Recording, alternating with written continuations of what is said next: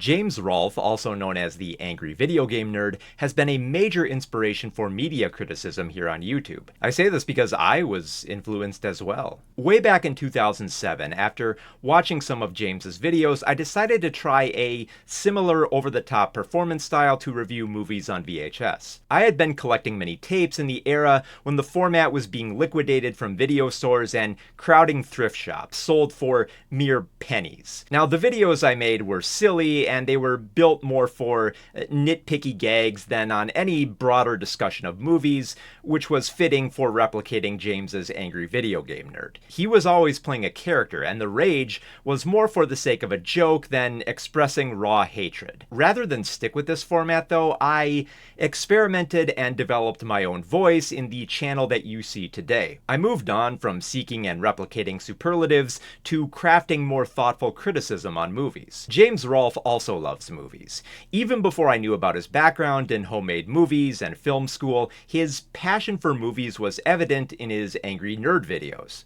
He provided numerous film references for film-based games. He knew enough about shooting to stage competent gags and special effects in the early days of YouTube when it was still a 24p 10-minute limit playground. As the Angry Video Game Nerd web series took off, James used this popularity to also discuss his love of movies. He'd review movies new and old, create a video store shrine in his basement, and even use the Angry Video Game Nerd character to make his first feature-length movie, and that film is... Yeah! How do you like the new Nerdmobile, boys? Yeah? Great. Love it? Oh, yeah, isn't that where the UFO crashed? Yes, in 1947. Oh, for the love of Pong, one hoax at a time. Yeah, the less said about the movie, the better. It had been a very long time since I'd watched a video by James Rolfe, so I decided to check in on his channel, Cinemassacre. And while he's still doing episodes of the Angry Video Game Nerd, he also has a handful of videos where he talks about movies. Not as the Angry Video Game Nerd, but as himself. I do realize that, above all, James is a filmmaker. He doesn't fancy himself a film critic per se, but he does love the medium, and I enjoyed his bite-sized Monster Madness videos from years prior. And I figured James had surely grown wiser from working on a feature film, so I thought I'd check out his thoughts on Robocop. Oh, hey. It's after hours at Cinemassacre Video, and I'm putting in a little overtime to talk more movies. But first, a word from our sponsor. 6000 SUX, an American tradition. Where do I go to get men's essentials that look and feel great? I go to Mack Weldon! Mack Weldon! Okay, so what even is this? Now, I did some research before making this video, but that was my initial reaction to this introduction. So James does movie reviews in a series called Rental Reviews. Most of the rental reviews are more like a podcast discussion with James present, but also surrounded by members of Screenwave Media. So Screenwave Media was the multi-channel network that helped James ensure that Cinemassacre could produce more videos regularly. It also meant that they forced in these uninteresting Screenwave employees like Justin here and crafted annoying sponsorship ads like the one you're watching now. Thankfully, James is on his own for this review of Robocop. Robocop has become an icon, but I think it's cool to note the character drew inspiration from Judge Dredd from the 2000 AD comics. Even the film's director, Paul Verhoeven, acknowledged the comparison. Even when you look at the early concepts for Robocop made by Rob Bottin, you can see he's clearly wearing a Judge Dredd helmet. Okay, not a bad factoid to bring up, but I would add that the Dredd comparison extends beyond mere design. Paul Verhoeven did not want to direct Robocop when he first read the script, and it took many rewrites and a lot of convincing to get him on board. Part of getting Verhoeven interested in the film's satirical tone was pointing to the comparison of 2000 AD, the comics featuring Judge Dredd. Judge Dredd's stories were futuristic dystopian satire, meant to expose the absurdity of authoritarianism as well as police brutality without much oversight, where the police force, known as the Judges, killers would carry out everything from arrests to executions. Robocop mirrors this darkly comedic approach, with Robocop robbed of his identity and forced to work less as a policeman and more as a product for a corporation that wants to control the government. Verhoeven was more compelled to direct Robocop based on this satirical commentary, not just because Robocop shares a similar helmet to Judge Dredd. Okay, so James doesn't add a lot to this review beyond a standard recap. He retreats to nostalgia when talking about watching the movie on cable, but the most he seems to acknowledge in the unrated version is how many more bullets Ed 209 fires. By the way, you want to make sure you watch the unrated cut of this movie because just a few more seconds of gunshots was too much, so they had to trim it down to get an R rating. I watched it on cable on demand, and it didn't take long before I noticed I was missing some things. But I got it right here. This is what you should watch. I would argue that the Arrow video release is way better, but whatever, minor nitpick.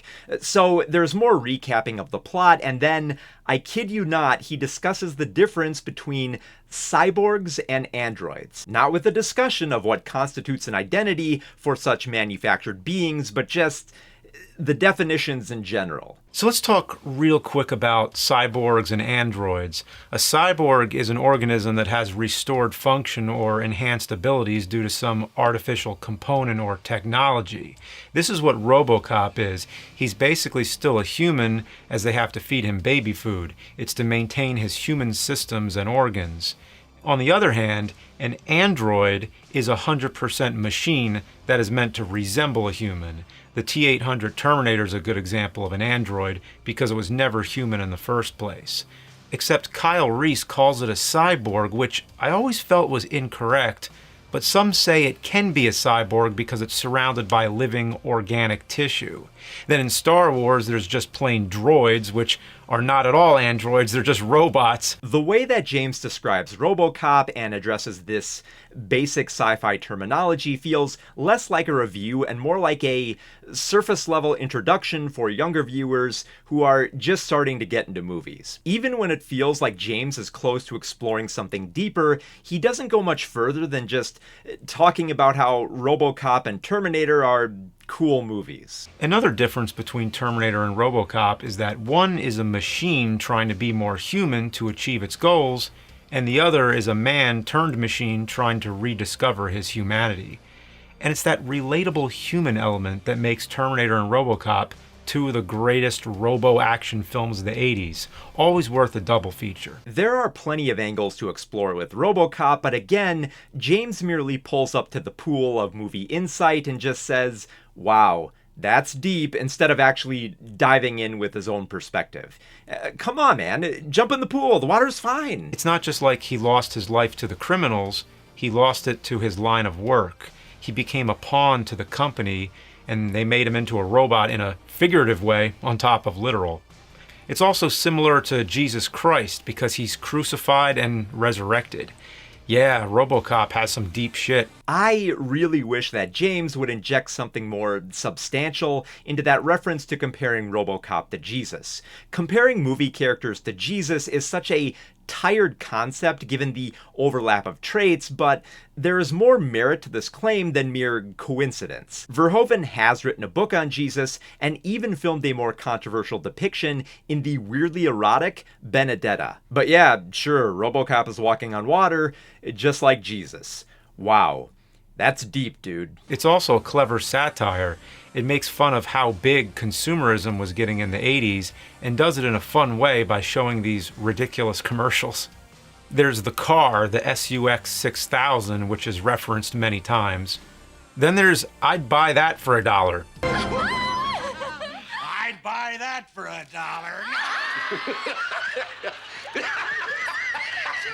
I'm not quite sure I get it, and I don't think we're supposed to. We hear the punchline, but not the setup. But what makes it so funny is how the other characters react to it. I don't think there's much to get here.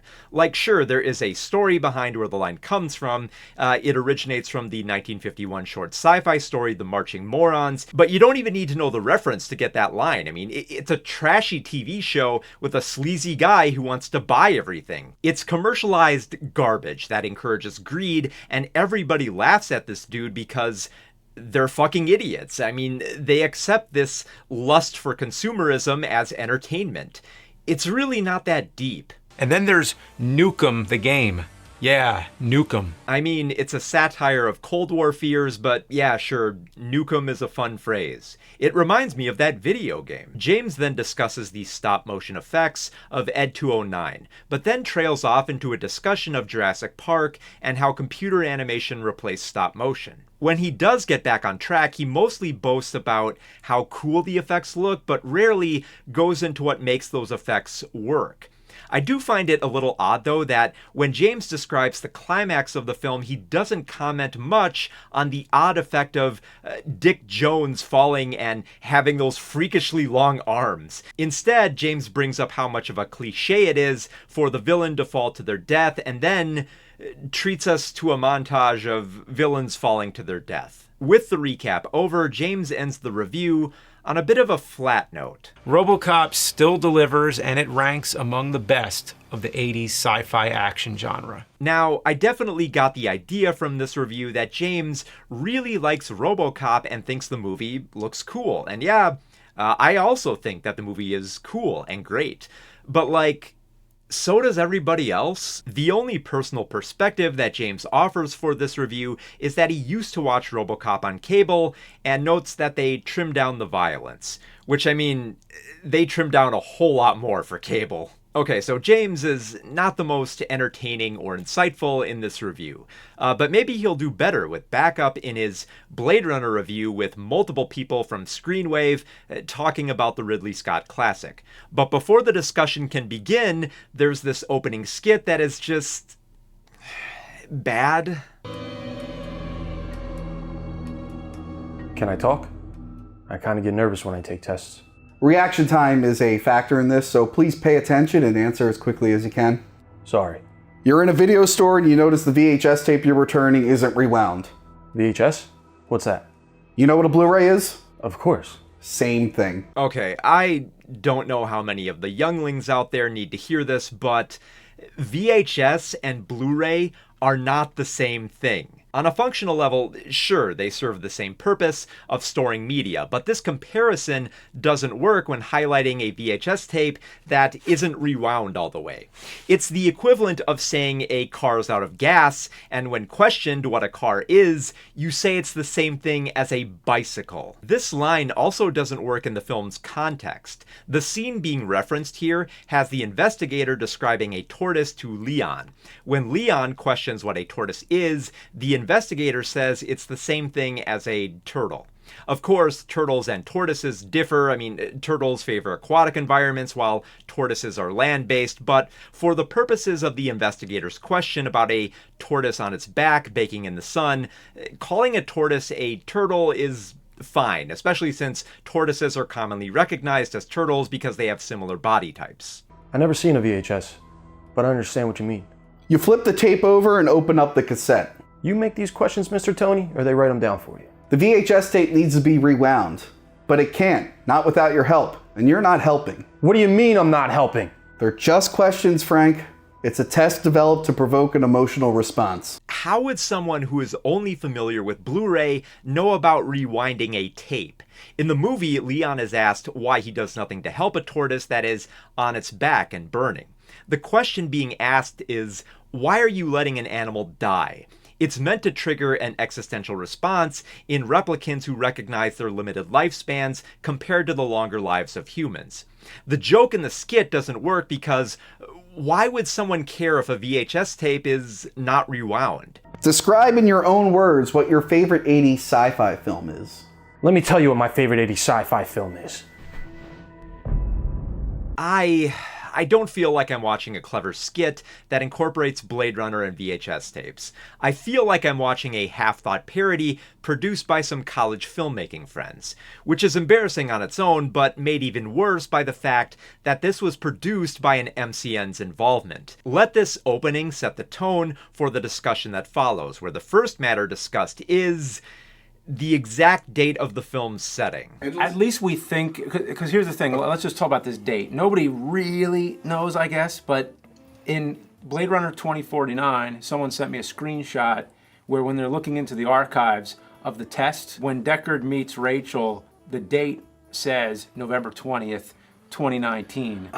So that would mean they meet, but I've seen timelines that say they meet on the 19th, so maybe it was recorded on the 19th but archived on the 20th. I don't know. We think it's the 20th. Okay. But it's not very clear. All we know is the movie, depending which cut you see, I think, says in the beginning November 2019. But I think it was added later. I'm not sure. Why does this matter? What purpose does the exact day hold in the context of the movie? It's November 2019 in a futuristic version of Los Angeles. I don't need to know if this story takes place on a Tuesday or how close Deckard's investigation is to Thanksgiving, because that's not important to the story. Are they trying to determine the day so that they can declare Blade Runner as a Thanksgiving movie?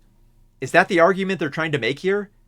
Because if they're not doing it, I will. Blade Runner is a Thanksgiving movie. Change my mind. There is then this brief discussion about how 2019 didn't end up being like Blade Runner. One of the guests, Tony, talks about visiting the Bradbury building depicted in the film. And he doesn't really offer up any insight into how the building looks so different after all these years. He just says, it doesn't look like the movie. It just feels like a needlessly longer way of saying, oh yeah, I've been there, when someone brings up the setting of Blade Runner. The plot of the movie, if we just want to run through it, is that in the future there's these androids that are perfected so much Well, that they're not robots. They're genetically engineered human things. Well, did I say androids? Yeah. You just said android. That's what they're called in the book. Yeah, which I and not read. just that. Oh, the book is called Do Androids Dream of Electric Sheep, right? Yeah. Not saying in the opening of at least the final cut, they say like robots, and then he calls them machines in it. I don't think Replicants. The prologue does not refer to the replicants as robots. The opening refers to the advanced evolution of robots, culminating in the Nexus phase. The Tyrell Corporation advanced from making robots with artificial parts to humanoids with bioengineered parts. These engineered beings are called replicants, not robots. Their designation is even colored red to make that point clear. Yeah. Well, Deckard says like, they're just like any other machine, or however he says it. Right, because replicants are a product of the Tyrell Corporation. Tyrell made robots, and now he makes bioengineered humanoids. And despite their human intelligence, Deckard still views them as products gone awry rather than beings struggling to live a longer life. Yeah, you definitely don't really know that they're actually like flesh and blood, kind of genetically altered humans until 2049 when they show Rachel's bones. Yeah, Spoiler alert. That used to confuse me. Because I'm like, what's the point of this test that asks them the questions? Couldn't you just x-ray them? Yeah, just x-ray your suspects. Just tell them to hold very still while you blast them with radiation. Yeah, I'm sure everybody would comply with that. I always thought that too, but I guess the point is they're so close to human. I mean, they're more human than human, as Rob Zombie referenced in his song. I guess the idea is that you just can't tell them apart. And they've gotten to the point where they're upset that they have an expiration date, that they're all going to die, and they basically go on a rampage. And then Deckard is called in to take care of them. It's not so much a rampage as it is a fight for their own survival. The replicants kill people who get in their way, sure, but their primary targets are replicant developers. They want to extend their limited lifespan and focus on intimidating the only people in Los Angeles who could save them. I'm sure that from Deckard's first glance, it looks like little more than a series of murders, but he later learns there's more to it than that. Blade Runner, the movie, is it's all style over substance, and anyone can tell you that, basically. From the music on downward to the production design to the miniatures. I mean, a lot of people are going to debate you on that. Yeah, there's going to be a lot of debate about a statement like that. Oddly enough, though, I don't think such a statement is entirely without merit.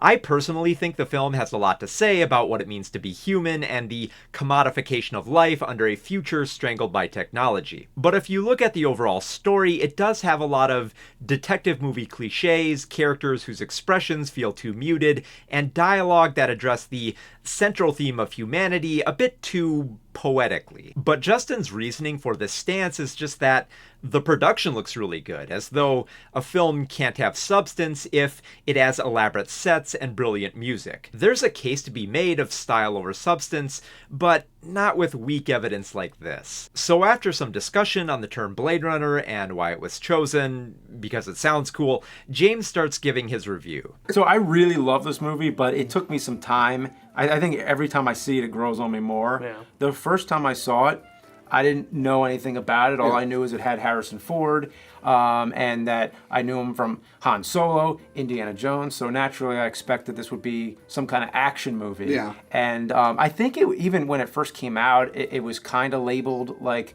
an action, or they didn't really know what it was yet. This movie took time for it to really catch on. Yeah. And same with me. When I first saw it, I thought it was average. I was like, okay, well, I thought there'd be some more action. I just felt like something was missing from it. Kind of boring. It was slow. Okay, so I genuinely appreciate the honesty James shows in discussing his first impressions of the movie. Because yeah, it is a massive tonal shift to go from an energetic action film like Raiders of the Lost Ark to the brooding sci-fi of Blade Runner.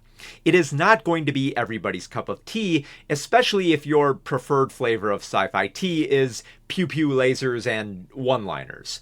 But I don't agree with James remarking that nobody knew what the film was when it came out. It was clearly a sci-fi detective story. I mean, you just look at that poster and Sean Young just screams femme fatale. Sure, Warner Brothers would market Blade Runner as an action film, which was dumb and created a false impression. But that happens all the time with movie marketing. Like, have you ever watched the trailer for Good Night and Good Luck? We're gonna go right at him. We might as well go down swinging. It makes the film look like some nail-biter of a thriller, but then you watch the film and it's just Edward R. Murrow debating political journalism in a studio. The soundtrack isn't even some intense score, it's just jazz standards. Now, while it is true Blade Runner took some time to catch on with the general public, it's not as if no one was entertained and inspired by the movie at the time. Many sci-fi fans were mesmerized by the picture upon its release. And if you were reading sci-fi magazines like Heavy Metal here, there was a lot of love for the film, even before the release of the superior director's cut. But, do you know what else hurt Blade Runner's box office appeal? It was released in 1982. Now, if you're not familiar with that year in movies, it was just a bloodbath of iconic movies competing at the theater. I mean, there was First Blood, Rocky III, Star Trek II, The Wrath of Khan, Conan the Barbarian, Tron, Tootsie, Poltergeist, Annie, 48 Hours, and the box office titan of them all, E.T. the Extraterrestrial. And when Blade Runner hit theaters, do you know what film was dominating the box office? It was E.T. So an R-rated sci-fi thriller did not stand a chance against a PG sci-fi adventure fit for families during the summer movie season. And I think it wasn't until college when I talked to a lot of people who were big fans of this movie, and I realized that this movie has a cult following, but I think now it's even more of a cult following. Yeah. It's like it might be one of the most influential science fiction movies of this time. Yeah. You know, I'd actually be curious to hear more about what altered his opinion. I mean, I hope it was more than just someone saying, this film was highly influential, and James just going, yeah, okay, I guess it is. The audio in this entire, aside from the music by Vangelis, which is amazing, but the audio in this, like, you need to watch it with subtitles or you won't know what the fuck is going on. Like, it is terrible. I don't know what setup Justin has for watching movies, but I could hear the film's dialogue just fine.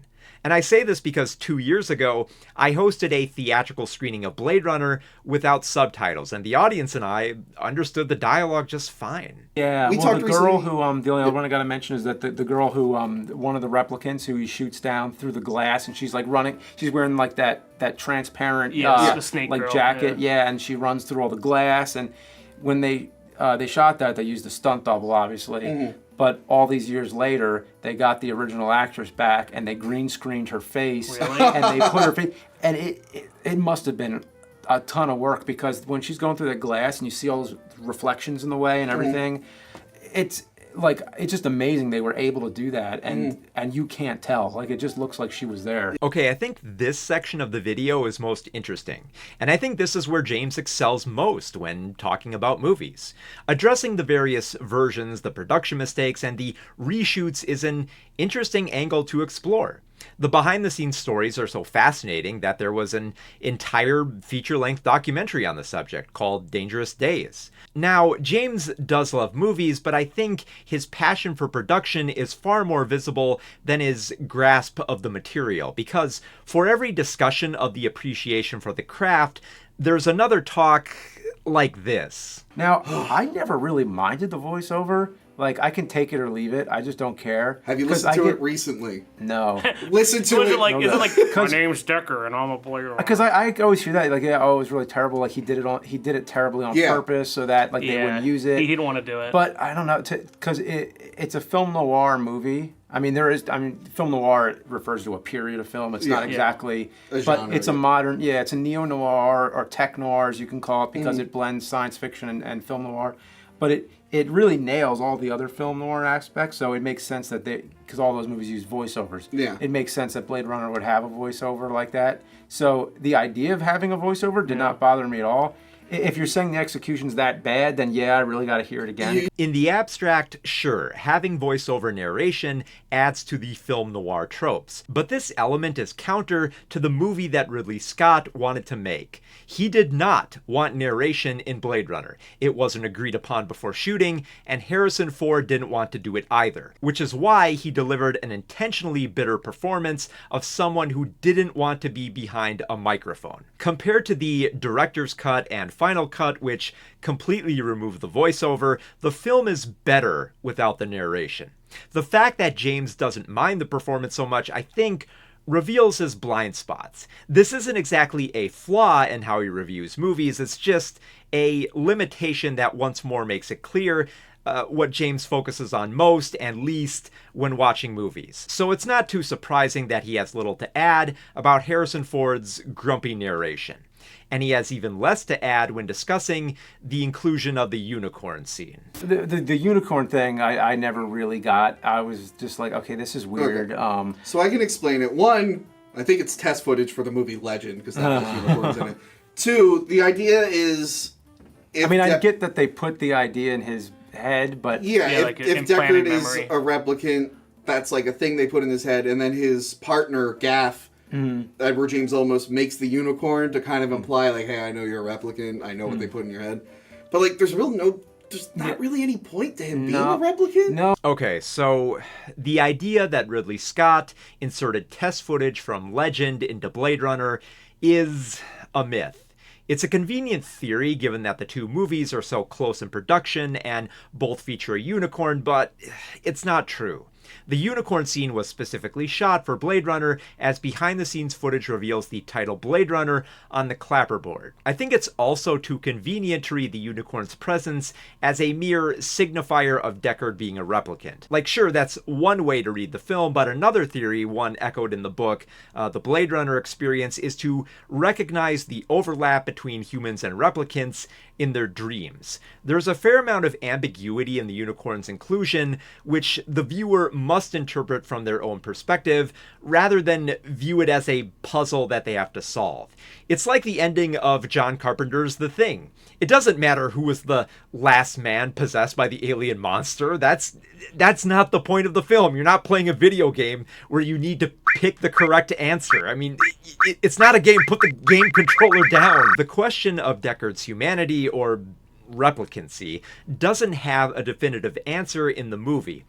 And that's the point. Deckard's growth in the movie is his realization that the replicants are sentient beings fighting for their survival. It does not matter if Deckard is a replicant or a human, because all that matters is that he's alive and can cherish his life alongside a replicant, for however long that may be. If Deckard is a replicant, however, that invites more intriguing questions. Did Tyrell want replicants to hunt other replicants? Were the police in on this conspiracy? And how much of Deckard had to be manufactured, and for what purpose? These are intriguing questions that can lead to some interesting theories, but this panel never really goes that far. They mostly just compare the perceptions of replicants to the original book and then pick a side on which version is better.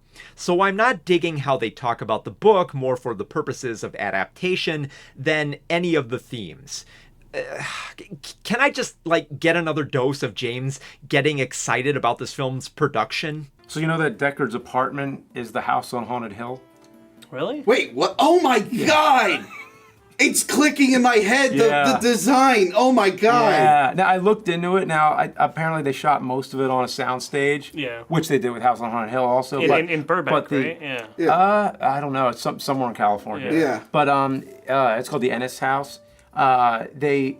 They use the exterior for House on Haunted Hill, and when he's entering his apartment, I guess there is at least one shot where they use the real place. Ah, yes. There we go. That's the good stuff. Okay, I'm ready for them to talk about the story again. Another random thing is when his former boss or whatever is giving him the whole scoop on the replicants that got loose, and he's like, all right, so there's these foreskin jobs that got loose. And I'm like, for the longest time, I thought he was saying foreskin jobs. And I was like, wait a minute, is he going to elaborate on that? Like, wait a minute. And why are they on the loose? Yeah. Wait, having foreskin is a punishable offense? Well, having loose What if this was foreskin jobs? And no, that's what I'm saying. You have to watch it with subtitles. Yeah, even the subtitles. Now I'm just picturing a remake of Blade Runner where that's the only difference. They're not Asian, they just have foreskin. I don't know how the girl would fit into that, but he's like, yeah, he's gotta get those ass. Is Harrison Ford a rabbi? And he's doing circumcision. Some oil going. Boy, yeah. Boys, come on now. Get your minds out of the gutter.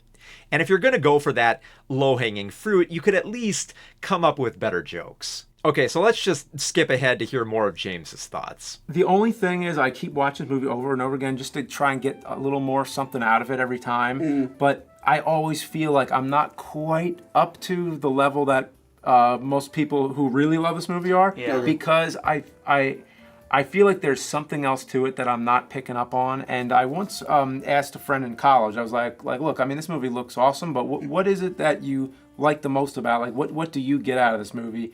And he said, it's all about the questions it asks. It asks what it means to be a human. And I don't quite get that out of the movie. I mean, there are tons of essays and articles that explore this theme in greater depth. You could just read those if you're still not drawing the connections. And I'm not saying this to be mean or a snob, but I think James is genuinely trying to understand the film and isn't quite seeing what everybody else gets from it. Is there anything specific that's making the movie hard to digest? But I do get I think it's a great idea about the androids not liking the expiration date, because it's like, it begs the question, like, well, why do we all have an expiration date?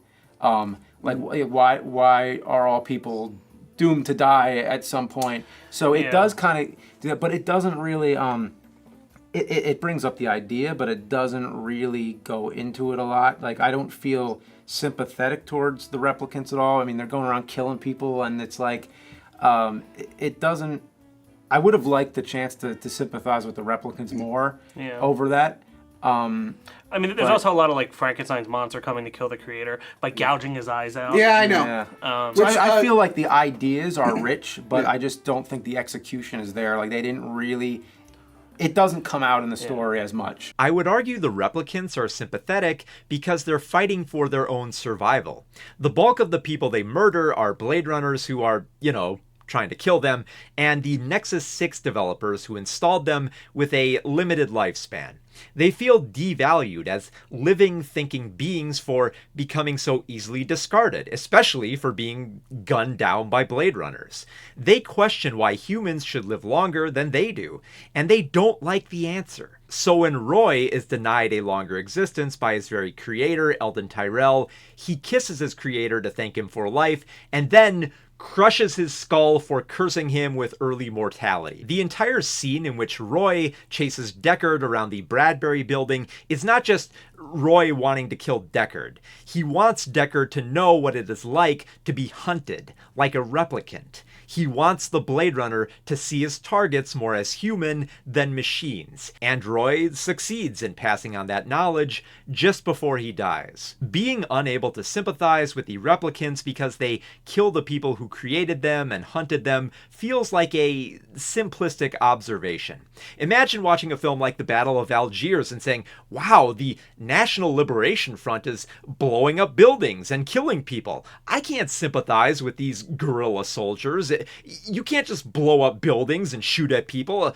Maybe if the Algerians asked the French nicely to stop taking over their land and torturing their people, I'd be able to see them as the heroes. He just, like, I think it would have been enough just to, like, kind of crush his skull. Yeah, and, like, you hear a sound effect, like he breaks his neck. But instead, it's, like, just gouging the eyes and there's blood coming out. I'm like, you know, nowhere else in the movie do you really have anything that graphic. Like, and you know, fine, I like a lot of graphic stuff, but this here it just comes, like, out of place. Maybe that death was meant to be graphic because it was more important than the others. It means a whole lot more to Roy that he kills Tyrell than it does Sebastian. If every death were treated with the same level of brutality, that impact wouldn't be as heavy. It would just be like every other kill, and not Roy relishing his chance to kill the god who made him. The panel then talks about other movies, like how Tyrell is played by Joe Turkel from The Shining, and how 1998's Soldier is considered a Blade Runner spin-off for being written by the same screenwriter. They also briefly review Blade Runner 2049, but the review doesn't go much further than just saying, it's okay. And I finally saw 2049 and I thought it was okay. There's just nothing all that insightful or entertaining about this review. I felt like I was watching a group of college film students casually speak about Blade Runner as though they had watched it for the first time. That would be adorably innocent if that were the case, but it's not. It's a trio of older dudes talking about Blade Runner with direct involvement from Screenwave Media, shot with multiple cameras on a set with a scripted skit for an opening, and it's not good. It's not entertaining, and it's not saying anything all that unique about Blade Runner. So there's a lot that Screenwave Media did to fuck over Cinemassacre. I can understand why James would turn to this MCN. I mean, it was a company that could help keep his YouTube channel viable and give him more time to spend with his family and work on other projects. So we thought that they were helping. They were not. Cinemassacre suffered beyond the watered-down discussion of rental reviews. Screenwave sold an absurd level of sponsorship deals that graced nearly every video. The once cherished video series of Monster Madness was stuffed with reruns and guests who added little to the conversations. And when Monster Madness did return to its original format, you know, of a new horror mini-review every day in October, Screenwave's scripts were plagiarized from more competent writers on movies. And for this reason, I chose not to watch any other videos featuring the Screenwave dorks cluttering the screen. I watched Cinemassacre because of James Rolfe, and I want to hear what he has to say, not his MCN. So let's hear his thoughts on Godzilla Minus One after having just seen it at the theater. How can I adequately describe how good this is? Well, if you've seen Top Gun Maverick and remember how good that was, it's like that, but with Godzilla. Imagine a serious war drama with a monster. Okay, just... no. James, I like you, but comparing Godzilla Minus One to Top Gun Maverick just feels wrong. The most striking difference lies in how the two films treat war. Godzilla Minus One is clearly anti-war in its treatment of post-war anxieties in Japan. This is fairly easy to read, with many characters openly condemning their government's actions and arguing that dying for your country as a kamikaze pilot is not worth it. Top Gun Maverick, however, argues that no, war is fun actually and cool because you get to fly fast jets that blow things up real good. And don't get me wrong, I think that Top Gun Maverick is fun for those exciting shots of intense aerial combat, but it's obviously built to be an endorsement of the military. This isn't some conspiracy about military propaganda either. It's well known that in order to use military assets in your movies, you have to play nice with the Department of Defense, which the movie did. Pop quiz. Who are the villains in Top Gun Maverick? In other words, who are the US jets shooting at? It's a trick question. There is no answer. It's just some nameless, faceless enemy of another country that is never discussed among the other pilots. It doesn't matter who they're attacking. Don't ask those questions. Just jump in the cockpit and blow enough shit up that the Kenny Loggins music will start playing. I know that James doesn't talk about politics and rarely digs into those themes in movies. But for anyone reading these movies beyond the special effects and blaring soundtrack, this comparison sounds ridiculous. But yeah, sure, if you like watching stuff blow up and military vessels zoom around the screen, Top Gun and Godzilla are the same film. It's the perfect double feature.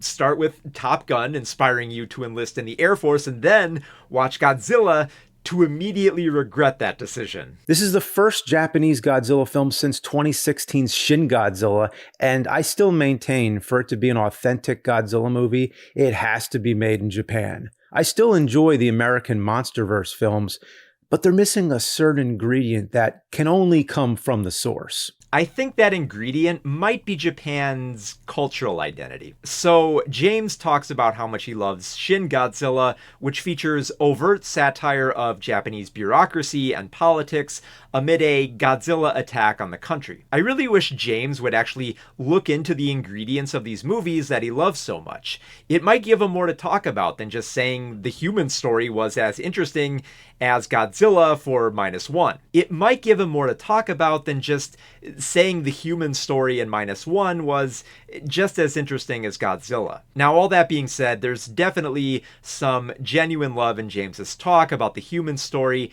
and the destruction that Godzilla inflicts on Japan. This is close to a perfect Godzilla film. I say close only because there's a few minor issues I had, and I wouldn't even call them issues. Just certain things I think could have been better just because they got everything else so right. Okay, enough of the expected praise. Let's get critical here. Hit me with it, James. For one thing, the pacing in the second half becomes a little too calm, and this is not a unique problem. It's common in Godzilla and kaiju films and has never been solved. You know how somewhere in the middle, usually Godzilla comes ashore, he goes into the city, and that's when most of the damage occurs. And after that, Godzilla goes back into the ocean, takes a nap or whatever, and then all the scientists gather around in meeting rooms talking about their big master plan to stop him. Well, let me say, the master plan in this film is one of the more interesting and well thought out, and I loved how it's not a big government operation. It's a voluntary team of people who get together, all bringing their own expertise and all having to endure certain personal risks. If Koichi doesn't survive, Akiko would be orphaned a second time. The stakes are high, and it really makes you want to see it succeed. Well, here's my little problem. It takes so many scenes for them to build up to this plan, and they even have a set date to carry it out, and all that time, Godzilla is just conveniently taking a break. This is what always happens, but I just hope they would find a way to fix this. Nothing seems as urgent as it should. It's too leisurely paced. There's even a part where they're having dinner. There shouldn't be time for any of that. Godzilla could come back any minute. Here are my recommendations for Godzilla. Number 1, Godzilla should be meaner, louder, and have access to a time machine. Number 2, anytime Godzilla is not on screen, every character should be asking, "Where's Godzilla?" 3, Godzilla should murder the scientists right before they explain their plan, so we don't have to set up how Godzilla will be approached by the humans. You know, For once, I'd like to see the meeting go like this. Check this out. The scientist gets out his big chalkboard and slide projection, all that, and then all of a sudden, Godzilla appears in the window and nukes the place. Yeah, that'd be great. Oh, I was joking, but honestly, hearing James describe it sounds kind of funny. Yeah, you know what? I'm on board. The MonsterVerse is already getting kind of tedious anyway, so it might be a fun addition. You know, I'm with you on this, James. Let's do it. The other thing for me that I wasn't totally satisfied with was the look of Godzilla. I think he looks too similar to the American MonsterVerse. So similar that I almost wondered if this was meant to fit into that universe as a prequel or something. To be more specific, I preferred how he looked in Shin Godzilla. It's hard to explain why, but I think it has something to do with how upright he stands in Shin Godzilla, like a huge lumbering statue, and the way he walks like a zombie, very slowly. It may be because I grew up on the Godzilla that was always an actor in a suit, so you could say that he looked more stiff that way, but I think the CG Godzilla is a bit too flexible. I felt the more subtle movements were more ominous. This mindset could just be a preference for classic Godzilla designs, which is fine. You look at Shin Godzilla and it has this unmistakable nod to the original. Now, I personally like the designs of both Shin Godzilla and Minus One for how they fit the overall themes. For Shin Godzilla, the creature undergoes this evolution as it progresses into the more familiar Godzilla design. The mutations play into how Japan's red tape prevents the government from addressing a problem at its earliest stages. For Godzilla Minus One, Godzilla is more aggressive and active as he swims through the ocean and traverses land. This makes Godzilla more of an immediate threat and one that requires multiple people to orchestrate a trap that must be clever enough to account for Godzilla's speed and mobility. But James does make a solid case that Shin Godzilla is perfectly shot, with the camera keeping the monster at a distance to heighten his ominous presence. I really like this take, and it plays into how the Japanese government treats Godzilla as a threat that isn't as immediate because he's not that close. I just kind of like to hear James expand on these ideas a little bit more. So, in a nutshell, best monster action, Shin Godzilla. Best human drama, Minus One. If you took the Godzilla scenes from Shin Godzilla and put them into Minus One, you would have the best Godzilla film ever. Actually, wait. I think Minus One is the best of the franchise. It might not have my favorite personal style of Godzilla effects, but without a good human story, the effects wouldn't mean so much. Even just the acting, the way the humans react to Godzilla is what sells the effects. Okay, see, this right here, this is the passion that was missing from those rental review panel discussions. Hearing James sing the praises of how the performances made Godzilla Minus One work so well it's infectious. You can see the excitement on his face in a way that doesn't feel like he's just reading off factoids. I'm rather enjoying this review. I mean, it's nothing I haven't heard before, but it's getting me pumped to watch it again. It should also be noted that this movie has a much smaller budget than the MonsterVerse films. It was only $15 million US, while all these major Hollywood films we're seeing are 150, 200 million, or even more. So I really appreciate what they were able to pull off with less money. Okay, so the VFX work for Godzilla Minus One was great. It won an Academy Award, after all. But it's not just about using less money, as it is about using money wisely. This meant the VFX team had to take on multiple duties, and the director had to devise the most effective way to stage his film so it wouldn't require a ton of rendering resources. The smart use of the VFX budget really needs to be stressed, because if a studio head or producer hears about how impressive this film was with less money, the mistake they'd make is assuming they just need to pay less for the same number of VFX shots that they're ordering. I've watched Godzilla films since I was 11 or 12. I've seen them all, and this one I have no hesitation saying is the best one. So there, I said it. I was surprised how much I enjoyed a video like this. Well, a little surprised. I mean, I knew full well how much James loved Godzilla. He covered all the films for Monster Madness one year, but it was nice to hear that he still has that love for the franchise. There was never any doubt that he wasn't going to give a glowing review to one of the most revered Godzilla movies in forever. But I am curious how he views films outside of that nostalgic comfort zone.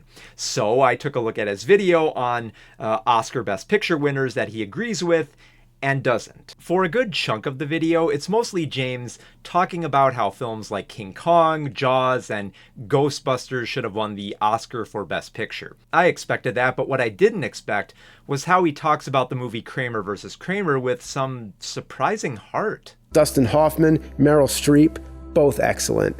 This is a film that examines the relationship between a man and his son and how that relationship changes when he goes through a divorce with his wife and is left with a lot of the parenting duties which he's not prepared for. This is really touching. I best remember a scene where he's trying to make the kid breakfast and it's chaos. He's frustrated. But after it's clear he's going to lose custody of the child, they repeat that scene, but now when he's making the breakfast, he takes his time and looks at the kid like he's gonna miss him. I'm almost tearing up just thinking about it. Okay, it is just incredible to hear James talk like that about a divorce drama. But it gets even better because then he gets around to talking about how Citizen Kane should have won and something remarkable happens. This is another film like Casablanca where I feel it got drilled into my head too often during film school. I appreciated the techniques that it pioneered, but wasn't interested in the subject matter. I never felt Charles Kane was a likable character, but as I got older and the hype and praise has quieted down, I now get the point. He's not supposed to be likable. And only now am I fully beginning to grasp why the film is so edgy and relevant.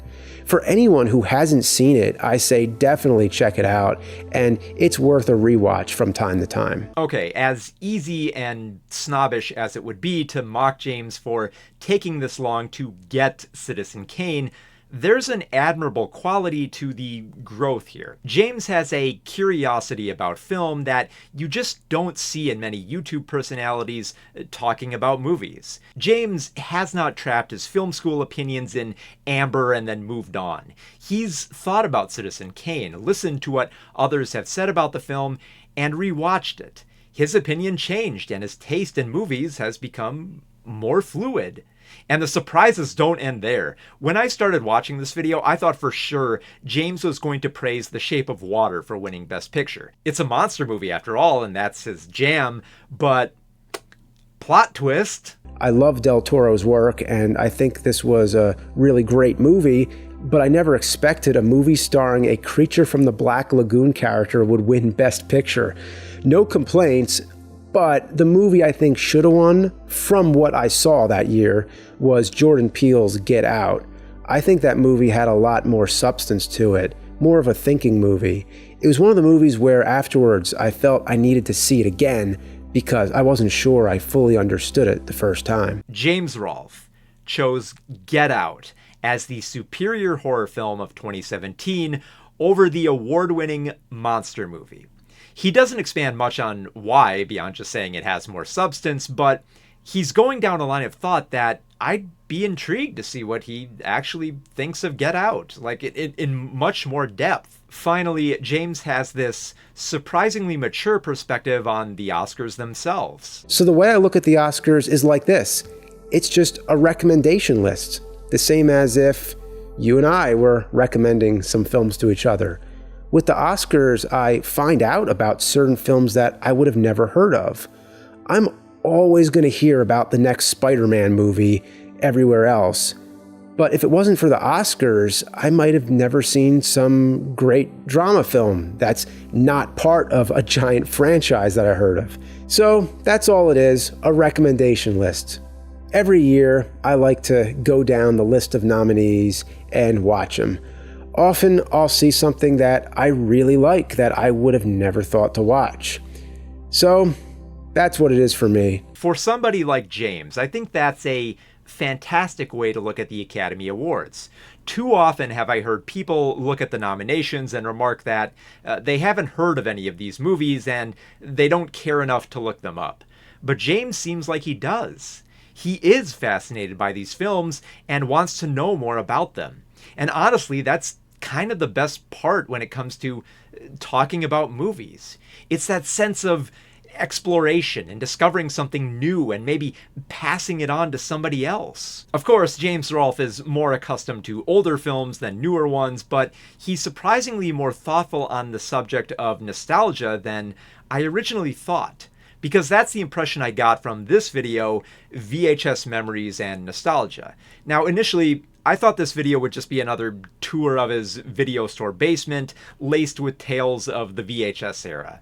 And while there is some of that in the video, with some sentimental earnestness, there was something profound in James's closing remarks on nostalgia. The dictionary defines nostalgia as a sentimental longing or wistful affection for the past, typically for a period or place with happy personal associations.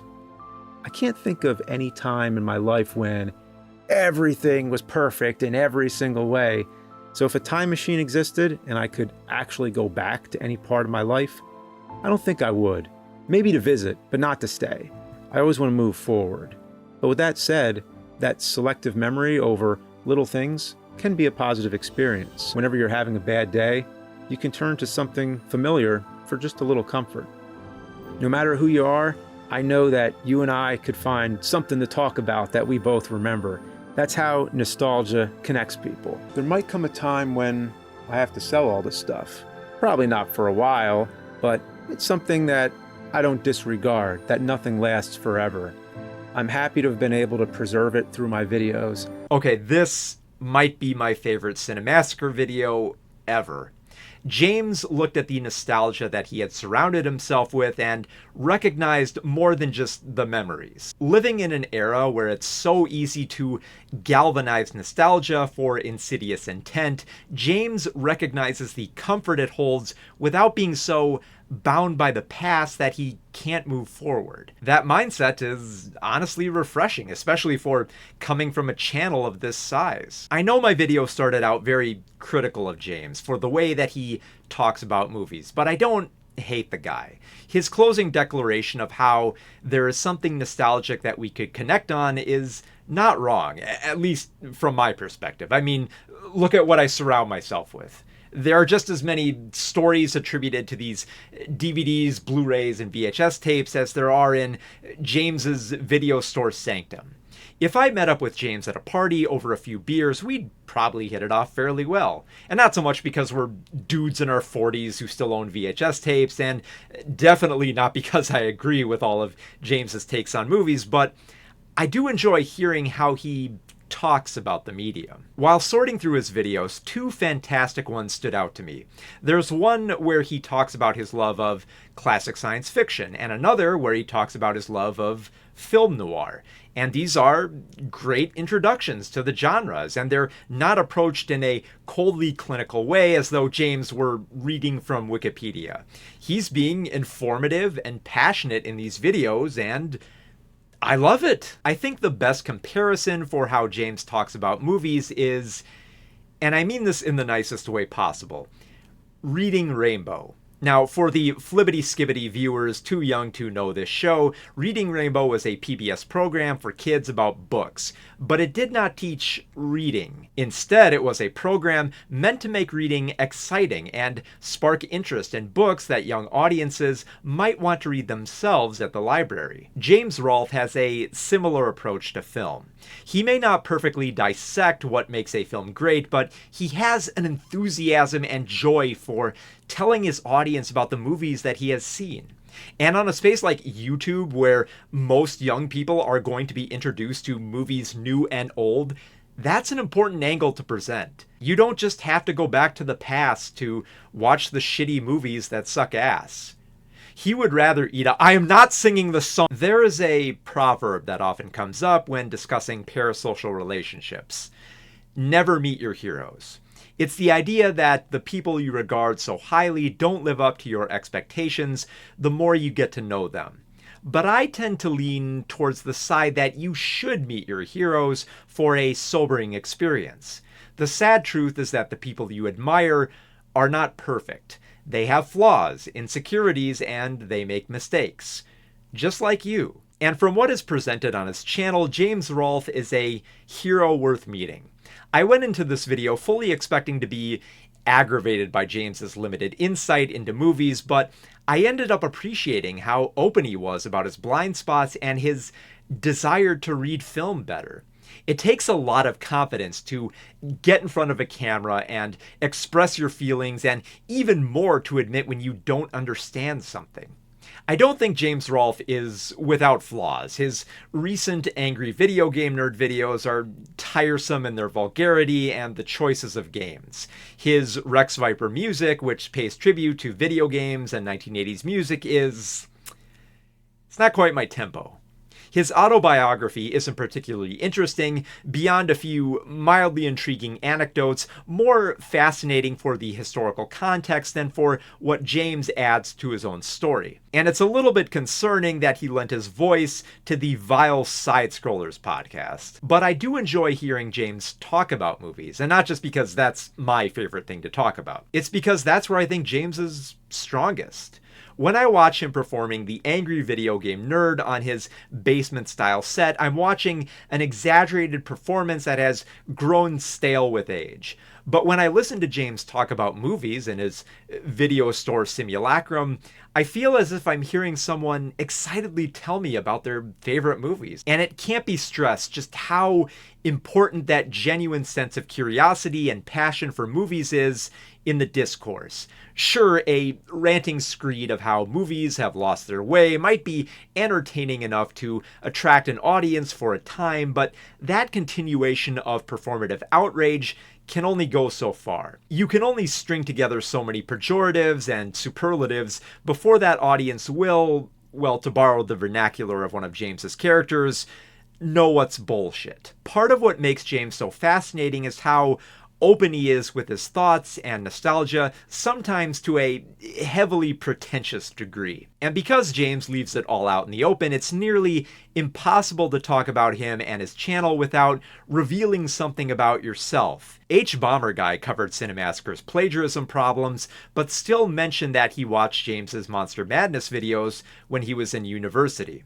Lady Emily addressed the controversy surrounding James's work with an MCN, and then reflected on her own video script writing career. Dan Olson delved into the maddening filmmaking practices of James, culminating in a recognition of his own insecurities as a filmmaker. And as for myself, well, I've already covered the early inspiration that James was to me and my channel, but there's something else I discovered while watching his videos. James is more articulate when he's scripted than when he's casually conversing on a podcast. And I can relate to that. You see, away from YouTube, I'm far too quiet and often struggle to find the right words. That's why when I make these types of video essays, I write out my thoughts and feelings in a way that I feel is best communicated. I think it works for me, and I think it works for James as well, considering how much I enjoyed hearing his thoughts. So yeah, catching up with James Rolfe has been a surprisingly pleasant experience, and not, as in the words of the nerd, a shitload of fuck. So there, I said it. Hey there folks, thanks for watching my video all the way to the end. If you enjoyed it, be sure to give it a like and subscribe for more video essays and movie reviews that I do on this channel. If you'd like early access to essays like this one, you can join my Patreon from the link below. Thanks for watching. Go watch all these amazing movies.